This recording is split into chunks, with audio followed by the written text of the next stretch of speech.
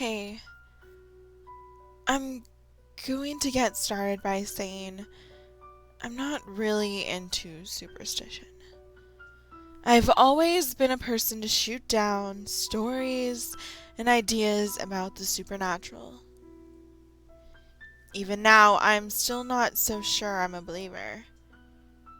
But what I do know is that something happened to my brother that I cannot exactly explain. My brother Bill wasn't exactly the most normal person in the world. He was borderline schizophrenic, so he could get a bit odd at times.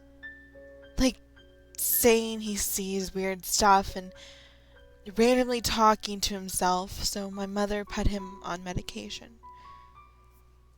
Don't get me wrong, I loved my brother to death, and I guess he was a great kid.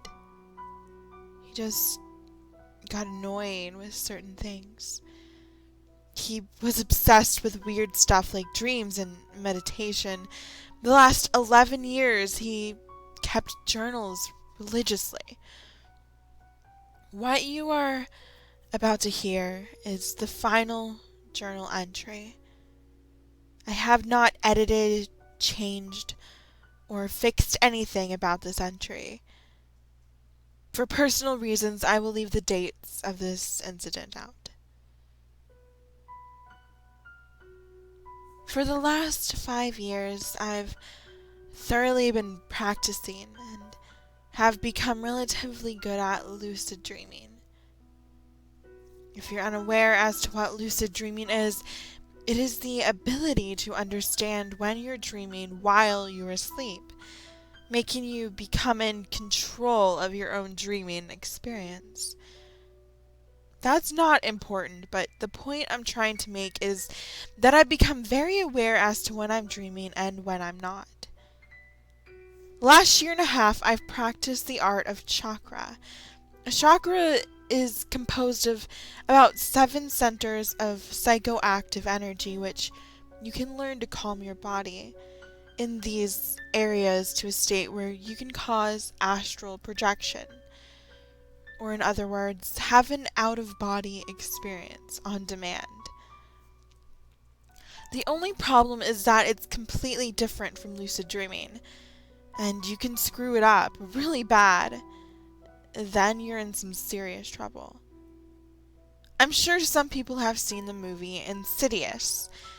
While some found it pretty scary and some found it stupid, the movie offers one concept that is very scary. The little boy in the movie projects himself too far, can't make it back to his body, then goes into a coma. But the scary part is that can actually happen when you project too far out of your boundaries. That part of the movie is eerily true. When you project, all of your senses are heightened significantly. You can hear things miles away, smell things miles away. Emotions are much, much stronger. When I used to project, I would do it during the daytime while I was in a happy state of mind, usually in a well-lit room where I could focus and not feel too confined. The furthest I've made it was about 4 feet from my body. While that sounds lame and all, it's actually very invigorating and exciting. It's almost as if you can feel your body being lifted out of itself, only to be a better feeling version of yourself. I became obsessed with it and kept practicing. Then one night I wandered a bit too far out of my boundaries, and I witnessed something that I will never forget. I tried doing it at night for a change before I went to sleep, while I was incredibly depressed about an issue I'd rather not get into. But I decided to do it anyway. I started off in my computer chair in my room around midnight. Sometimes it can take a very long time before you can project properly. I put myself into complete relaxation. I felt my body numbing itself slowly from my forehead all the way down to my toes. After about 45 minutes, I started to feel myself lift. I became lighter, my problems went away. I felt like I was completely high off of life. I was in a completely different state of mind. I floated in front of my body to where I could see myself sitting in my computer chair, with my school books scattered all over my desk after my pitiful attempt to complete my statistics homework. Then I started to move towards my back wall, reaching about roughly 4 feet from my body. So I decided to go farther, and outside the wall of my room to the pouring rain outside. I've never traveled outside, but I know the farther you move away from your body, the less control you feel you have. It's almost as if your power to move yourself becomes more and more depleted. Depending on the person who is projecting and how experienced they are, time can either move much slower or much faster. In my case, since I'm not exactly qualified as experienced, time moves significantly faster for me. If you can picture a stopwatch, the speed at which seconds move is about the time it takes minutes to change for me. I looked peaceful sleeping. Our Great Dane lay right next to my chair. By this point in the night, all the lights in my house were out and everyone was asleep. Then something incredibly horrifying happened. I saw a tall man enter my room very slowly. I did not recognize him at all. He was an old, sickly-looking man with white hair, and he was dressed in a full black suit. He walked into my room and stopped right in front of my computer chair, where I was sitting. My dog woke up immediately. My first thought is this guy must have broken into my home. My dog was going to go nuts. But no. What happened was the complete opposite. That informed me that if something wasn't seriously wrong already, now it was. My dog immediately stood up, stuck his tail in between his legs, and peed all over my floor. It wasn't like he had an accident. We have a doggy door, and he is more than trained to use it. His legs were shivering uncontrollably as he walked out of my room. He knew something was wrong with this man. I completely thought I was going to shut down as I stared at him while hovering outside of my window. I thought to myself, can this guy see me? How did he get into my room? How did my mother and father not see him come in? He didn't look like he was in any shape to make a forcible entry, but he had a very creepy demeanor to him that made me horrified. As I watched him, he didn't move, not a single muscle. He stood in front of my chair staring at me with his eyes locked on my body as if he were watching television. As I looked at my clock, I could see the time flying by. He still stood. Hours went by, he still stood. I couldn't move. I couldn't get back to my body. I felt immobile, paralyzed, forced to watch this unknown being relentlessly stare at my body. As the time hit 5 a.m., my brother walked into my room. The man didn't move.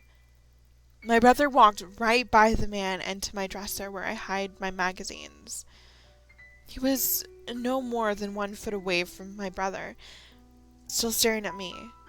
Then my brother looked at me sleeping, walked over to my body, and slapped my face to wake me up. He probably just thought I fell asleep in my chair. I couldn't feel anything from where I was projecting. I felt nothing connected with my body. My brother slapped me again, this time harder. At this point, he was directly next to the tall man. Then my brother walked out of the room. He didn't see him. He didn't even make an indication that something could possibly be wrong. Whoever or whatever that thing was, my brother couldn't see him, but my dog could. What the hell was going on? I was absolutely petrified by this point, on the verge of crying, helpless. I just wanted to scream, but I couldn't. I just wanted to get back to my body and snap out of this, but I couldn't. Then I noticed the minutes stopped moving fast. They stopped at around 6:12 a.m. Then I could feel the rain stop. What was going on? I still couldn't make I still couldn't make my way into my room, so I couldn't be snapping out of it. Then all the sound stops. Completely. I couldn't hear anything or sense anything. As if you were to put a television on mute. The man turned very slowly and looked directly at me through the window, as if he knew I was there the whole time. He was hideous now, that I could get a better look at him. His hair was disheveled, his eyes looked sucked back into their sockets, and his face was full of old wrinkles and scars. His eyes locked with mine, and he smiled. Not a happy-looking smile, the type of eerie smile that seems to stretch from ear to ear, with a sort of demented meaning to it. Then he put his finger to his mouth to shh me. Then he turned and walked out of my room slowly, with the door closing behind him, without him touching it. The next blink I took, I was shoved back into my body and jolted up like I'd been hit with a shot of adrenaline. I ran out of my room to try to catch the man. Nothing. I checked my whole house. Nothing. I thought immediately that it was a dream, an incredibly vivid dream, until I walked back into my room and stepped in something wet, then smelled it. It was urine. I froze with shock. I didn't know what to think. I went to see if my magazines were missing from what I remembered. Checked my dresser. It was gone. That's when I noticed next to my homework a piece of paper I didn't recognize. I picked it up. The wording was a bit scratchy, but it read, "You'll be with me soon enough. The sights of hell bring its viewers back in. I can't tell anyone about this. I think I'm finally losing it." That's when the journal entry ends. It's the last one in his book, and I'm not sure what to make of all of this. I know nothing about lucid dreaming or astral projection. I'm writing this for help. My brother Bill passed away 4 days after this final journal entry. He died in his sleep. He was 18 years old and never had a cigarette or drank a beer in his life. He never had health complications. Perhaps I'll see him again in my dreams.